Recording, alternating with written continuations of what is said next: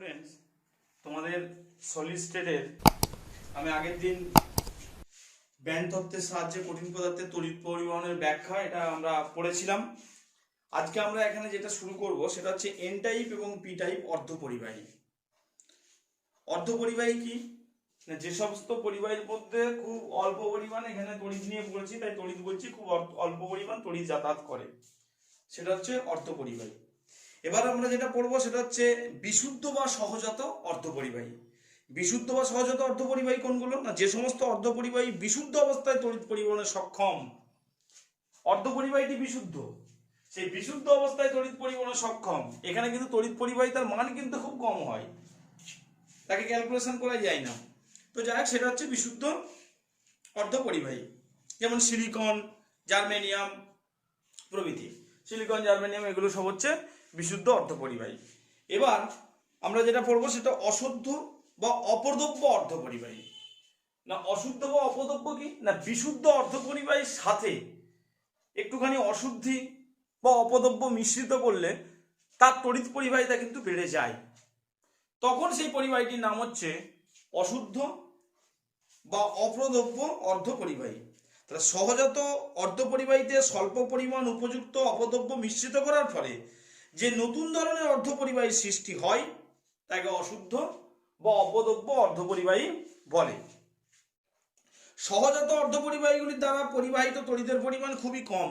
আমি একটু আগেই বললাম যে সহজাত অর্ধপরিবাহীতে কিন্তু তড়িৎ পরিবাহিতার মান কিন্তু খুবই কম, সেখানে সামান্যতম অপদ্রব্য মিশ্রিত করলে কিন্তু তার তড়িৎ পরিবাহিতার মান কিন্তু একটু হলেও বেড়ে যায়।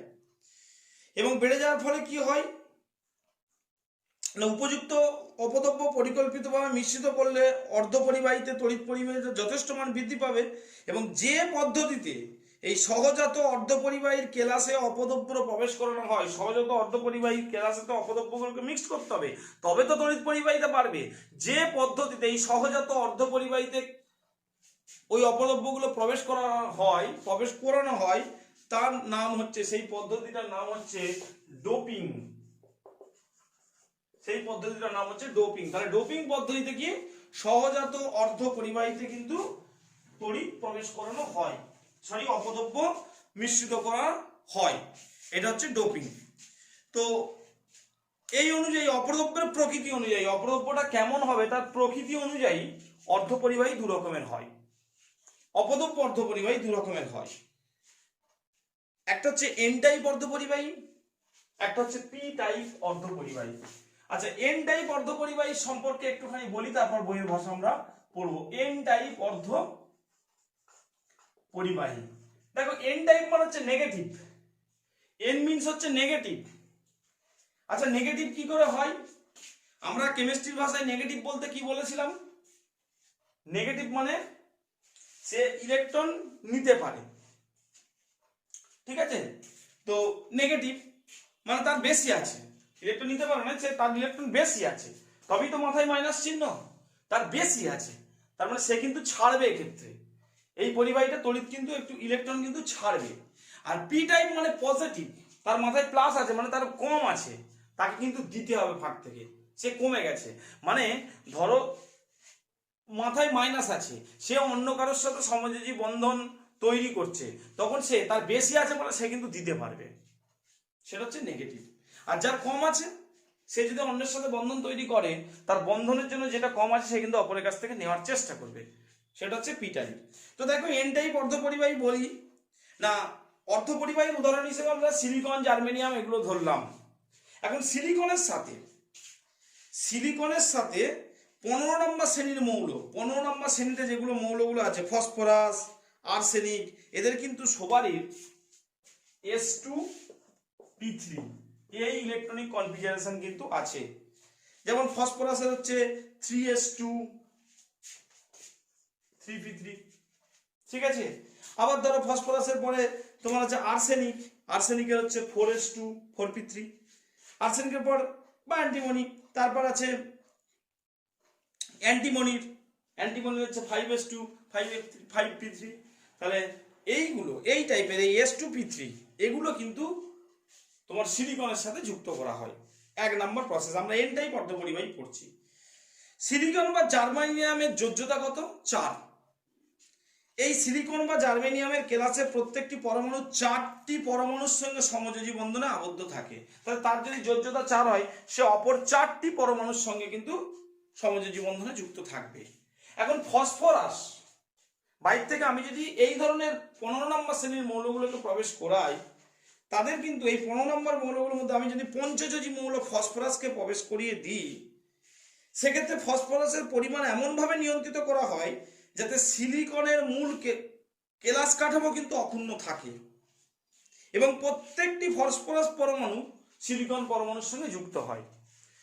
ফসফরাস এমনভাবে প্রবেশ করালাম আমি সিলিকনের মধ্যে, যে ডোপিং প্রসেসে, যাতে কিন্তু অপদ্রব্য হিসেবে প্রবেশ করাচ্ছি, যাতে কিন্তু সিলিকনের 4টে ফসফরাস 4টের সাথে সমযোজী বন্ধন করে ফেলবে এবং সিলিকন কেলাসের কিন্তু গঠন অক্ষুণ্ণ থাকবে, কোনোভাবেই ভেঙে যাবে না। এবার হচ্ছে 4টে সিলিকন 4টে ফসফরাস সাথে যুক্ত হয়ে গেল।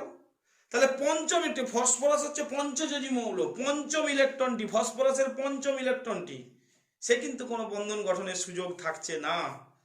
ফলে প্রত্যেকটি ফসফরাস পরমাণুর সাপেক্ষে একটি করে ইলেকট্রন কিন্তু অতিরিক্ত, তুমি বেশ খানিকটা ফসফরাস প্রবেশ করিয়েছো, প্রত্যেকটি ফসফরাস অণুর সাপেক্ষে, পরমাণুর সাপেক্ষে একটি করে ইলেকট্রন কিন্তু অতিরিক্ত হয়ে যাচ্ছে, কারণ ফসফরাস পঞ্চযোজী, 4টে ইলেকট্রন 4টে সিলিকনের সাথে সমযোজী বন্ধন করে ফেলছে।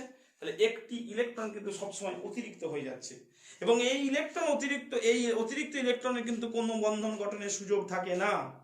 যেহেতু ফসফরাস ইলেকট্রন দান করে, তাই ফসফরাসকে বলা হয় ডোনার, মানে ইলেকট্রন দাতা। এই অতিরিক্ত ইলেকট্রনের উপস্থিতির জন্য ফসফরাস মিশ্রিত সিলিকনের পরিবাহী ব্যান্ডে ইলেকট্রনের সংখ্যা বিশুদ্ধ সিলিকন পরিবাহী, মানে যেটা ফসফরাস জয়েন করার আগে যে বিশুদ্ধ সিলিকনের যেটা কেলাস ছিল, তার যে পরিবাহী, তার যে ইলেকট্রন, এখানে কিন্তু ফসফরাস দেওয়ার ফলে ইলেকট্রন সংখ্যা অনেকটা বেড়ে যায়। এই জন্য ফসফরাস মিশ্রিত সিলিকনের কেলাসের পরিবাহিতা বিশুদ্ধ সিলিকনের কেলাসের পরিবাহিতা অপেক্ষা বেশি হয়। বুঝতে পারলে কি? মানে যখন বিশুদ্ধ কেলাস ছিল, সিলিকন কেলাস ছিল, তার যে ইলেকট্রন সংখ্যা, তার থেকে ফসফরাস মিশ্রিত করার ফলে কিন্তু ইলেকট্রন সংখ্যা বেড়ে যাচ্ছে, কারণ প্রত্যেকটি ফসফরাস অণু পঞ্চযোজী মৌল 4টে সিলিকনের সাথে যুক্ত হয়, একটা করে ইলেকট্রন কিন্তু এক্সট্রা হয়ে যায় এবং অনেকটা ফসফরাস ঢুকানোর ফলে প্রত্যেকটি পরমাণুর জন্য একটা করে যদি ইলেকট্রন এক্সট্রা হয়ে যায়, তাহলে বেশ খানিকটা ইলেকট্রন কিন্তু ওখানে অতিরিক্ত হয়ে গেছে। আর ইলেকট্রন অতিরিক্ত হলে ইলেকট্রন ফ্লো মানে ইলেকট্রিসিটি, তড়িতের পরিবাহিতা। ফলে কি হচ্ছে, এমনি যে সিলিকন কেলাস ছিল, বিশুদ্ধ সিলিকন কেলাস, তার থেকে ফসফরাস মিশ্রিত করার ফলে ওই যে সিলিকন কেলাসটা হলো, তার তড়িৎ পরিবাহিতা কিন্তু একটু হলেও বাড়লো। এটাই আমি বলতে চাইছিলাম, এটাই কিন্তু অপদ্রব্য মিশ্রিত, ওই অপদ্রব্য হিসেবে ফসফরাসকে ঢোকানো হলো আর তার তড়িৎ ক্ষমতা কিন্তু বেড়ে গেল। ছবিটা কিরকম হয় তোমাদের বইয়ে ছবিটা আছে, তোমরা দেখবে, আমি একটুখানি তবু এঁকে দেখানোর চেষ্টা করছি। সিলিকন,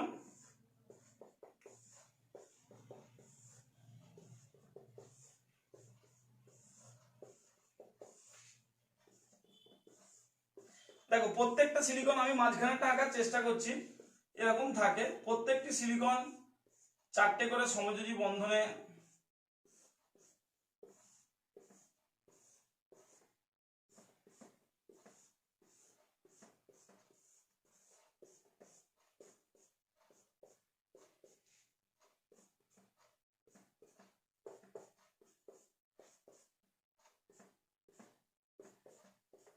দেখো, প্রত্যেকটা সিলিকন দেখো 4টে করে যুক্ত ছিল, মাঝখানে ফসফরাস ঢুকিয়ে ফেলার ফলে কিন্তু ইলেকট্রন অতিরিক্ত হয়ে যাচ্ছে।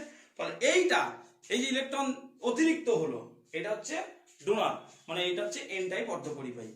ঠিক একইভাবে পি টাইপ অর্ধপরিবাহী কি না, এই সিলিকনে কেলাসের, এই বিশুদ্ধ সিলিকন কেলাসের অপদ্রব্য হিসেবে যদি আমরা 13 নম্বর শ্রেণীর মৌলগুলো, মানে বোরন, অ্যালুমিনিয়াম, S2P1, ওদের যেমন S2P3 দেখছিলাম, S2P1, এই মৌলগুলোকে ঢোকাই, তখন দেখবো ওদের কি হচ্ছে, S2P1 মানে 3টে বোরন হচ্ছে। যদি সাপোজ বোরনকে আমি ঢোকালাম, বোরন হচ্ছে ত্রিযোজী মৌল, তাহলে এর তো এমনি চতুর্থ যোজী, 4টে করে ইলেকট্রন একে লাগবেই সমযোজী বন্ধন তৈরি করতে। তাহলে বোরনের কিন্তু বোরন ঢোকানোর ফলে ইলেকট্রনের ঘাটতি হয়ে যাচ্ছে, বোরন ঢোকানোর ফলে ইলেকট্রন ঘাটতি হচ্ছে। তাহলে সেই ইলেকট্রন কিন্তু বোরন হয়ে গেল এখানে ইলেকট্রন গ্রহীতা, তাকে কিন্তু ইলেকট্রন দিতে হবে। ঠিক আছে, তো ইলেকট্রন গ্রহিতা হয়ে গেল, এইটা হচ্ছে তেমন অতি ত্রিজোড়ী মৌল প্রবেশ করানোর ফলে এটাও একটা অর্ধপরিবাহী কিন্তু তৈরি হলো, কিন্তু এখানে ইলেকট্রন কিন্তু লাগবে, এখানে ইলেকট্রন অতিরিক্ত কিন্তু হলো না। এইগুলো হচ্ছে পি টাইপ মানে পজিটিভ, ওই যে পি টাইপ অর্ধপরিবাহী। এই গেল এন টাইপ আর পি টাইপ অর্ধপরিবাহী। এবার আমরা যেটা পড়বো সেটা হচ্ছে কঠিন পদার্থের চৌম্বক ধর্ম। দেখো কঠিন পদার্থের আমরা চৌম্বক ধর্মটা পড়বো।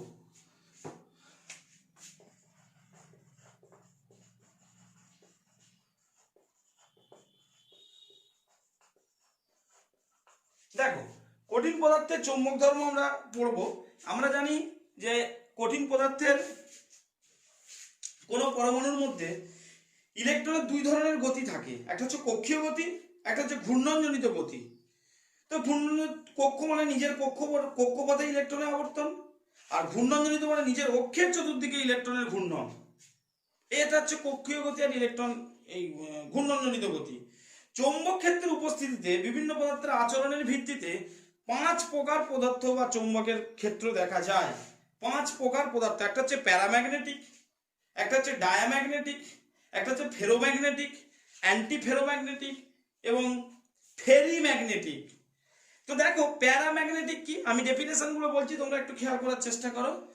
প্যারাম্যাগনেটিক যে সমস্ত পদার্থ চুম্বক দ্বারা ক্ষীণভাবে আকৃষ্ট হয়, মানে অল্প পরিমাণ আকৃষ্ট হবে এবং অসম চৌম্বক ক্ষেত্রের উপস্থিতিতে কম প্রাবল্যের অঞ্চলের দিকে বেশি প্রাবল্যের অঞ্চলের দিকে সরে যাবে, কম প্রাবল্যের অঞ্চল থেকে বেশি, কারণ তাদের এমনিতেই কম আকৃষ্ট হচ্ছে, তারা বেশি প্রাবল্যের দিকে সরে যাবে, তখন সেই পদার্থগুলিকে বলা হয় প্যারাম্যাগনেটিক, যেমন অক্সিজেন, সোডিয়াম, অ্যালুমিনিয়াম প্রভৃতি।